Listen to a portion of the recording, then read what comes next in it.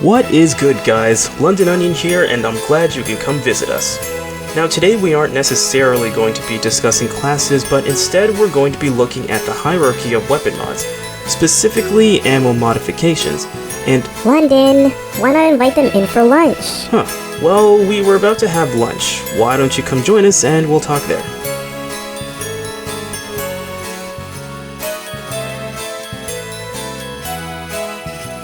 Now today we have something slightly different. I ultimately aim to determine which ammo modification is the best to equip in Defiance. Alright, don't be silly. Everyone knows that certain ammo modifications are better for certain enemies. How could you say one is better than the other? Alright, let's walk through this first. Yes, I know that enemies have different shield types. There are shielded, armored, and health-based foes. There are, however, 5 different ammo modifications one can equip. We have Incendiary, Corrosive, Piercing, Electrical, and Quantum. Yes, Incendiary does additional damage to health-based foes, Corrosive and Piercing does additional damage to armor, and Quantum and Electrical does additional damage to shields. What is your point? Well, we have to take into consideration not only the number of enemy types there are with the varying shield types, but also which enemies are more threatening or hardest to defeat. Oh, so you're trying to say that enemy threat level and frequency determine the priority one should give to different ammo modifications, right? Exactly. So first we'll discuss our enemy types. Hey Junior, use your memory projection to help our guests out.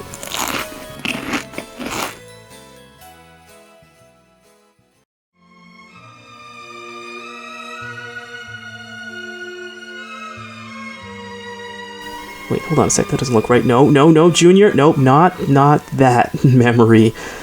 I didn't even know he was there. Junior, can you show them Defiance from your memory? Remember when I was doing those experiments? Alright, here we go. So, for health-based enemies, we have mutants and the ever-common hellbugs. Armored enemies consist of Scrappers, Raiders, and the Vulge Bomber. Shield-based enemies consist of Dark Matter, Vulge Soldiers, and Viseras, 99ers, and the Grid. Alright, so there are more shielded enemies. What about threat?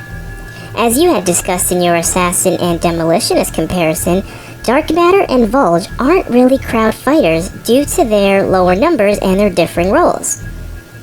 This is correct. Grid also aren't crowd fighters. However, I also said that threat is based on how devastating enemies are. I think I can easily say that mutants and hellbugs are not very devastating nor difficult to defeat. Scrappers and raiders fit a similar description. Tankers, forges, and Vulge bombers are likely the height of one's worries for armored foes. Shielded enemies, however, are consistently devastating and tough. So would it be accurate to conclude that Quantum and Electrical ammo mods take the highest priority, while Corrosive and Piercing take second and Incendiary takes last? Sort of, but not really. You see, I wanted to take things a step further.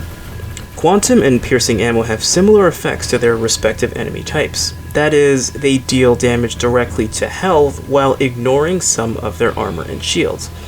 At the same time, though, they deal much less damage to health, armor, and shields. Electrical and Corrosive ammo do maximum damage to shields and armor while dealing a bit less to health. Ultimately, I attempted to find out which is more efficient in eliminating enemies. Hold on, let me make sure I have this right. Electrical ammo deals the highest damage to shields while suffering some health damage penalty, while Quantum ammo suffers the highest health and armor penalty but deals damage directly to health with some penalty to shields. Yes, and the same can be said of Piercing versus Corrosive ammo. So to test the ammo types, I used them against their respective enemies without the use of critical damage, which I will explain the reasoning behind a bit later.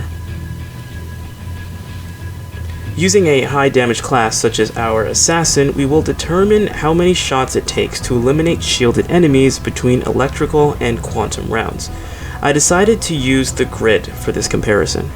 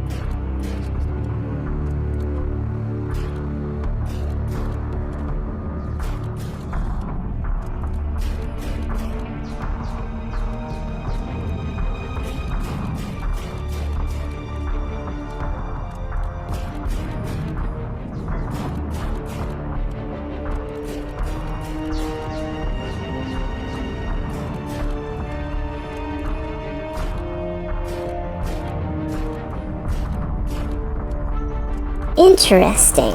Between electrical and quantum, it seems that electrical rounds are more efficient against tough and weak enemies. The Grid Inquisitor required 20 non-critical shots from electrical and 28 from quantum. Does the same pattern follow with corrosive and piercing? We'll see, Junior. So I decided to use raiders and a tanker for comparison.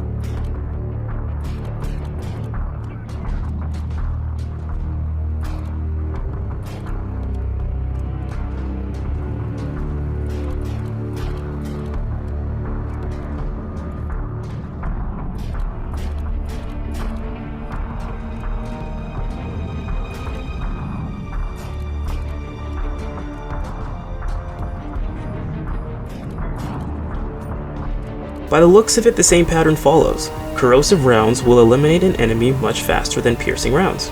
So you said earlier that you did not want to include any critical damage. Could that have tipped the scales in favor of quantum and piercing? No, actually. Something I discovered while comparing the ammo mods was that the higher one's critical multipliers are, the less their choice of ammo modification matters. As an assassin fan, my weapons always have the highest of critical multipliers. The consequent damage becomes so high that the penalties from the ammo mods are overcompensated by the critical multiplier. Additionally, assassins that are typically armed with snipers are also dealing high damage before critical multipliers. So this means that assassins and demolitionists will have an easy time against weak enemies regardless of their choice of modification. But assassins will have the easiest time with both weak and tough enemies regardless of ammo modification, provided of course they land critical damage. Other classes, however, don't necessarily have this luxury. So overall, how would you rank the ammo mods? So from most advantageous to least advantageous, I would say electrical takes first place, corrosive takes second, quantum takes third, piercing takes fourth, and incendiary takes fifth and last. Okay, is there ever a reason to use quantum or piercing over their counterparts, or incendiary over everything else? Alright, to answer your first question, the only time I can think of where quantum and piercing take superiority over electrical and corrosive is when facing tough enemies, particularly when there are ample distractions, inhibiting one from laying consistent damage. Take shielded enemies for example. They regenerate their shields rather quickly if left long enough. However, I have never seen enemies regenerate their health. So when enemies take quantum or piercing damage, they may be able to regenerate their shields, but their health will remain where it is, allowing one to pick up where they left off. Correct. The main downside to this, however, is that teammates must have the same ammo modification, otherwise the quantum or piercing damage will come from just one person. I didn't think of that one. So I guess it's fair to say that quantum and piercing rounds are better for solo players, while electrical and corrosive can be for both. Now, what about incendiary? Is there ever a time when incendiary is better than the other mods? Incendiary seems to be best during one's early game experiences, since most of one's encounters will be mutants and hellbugs.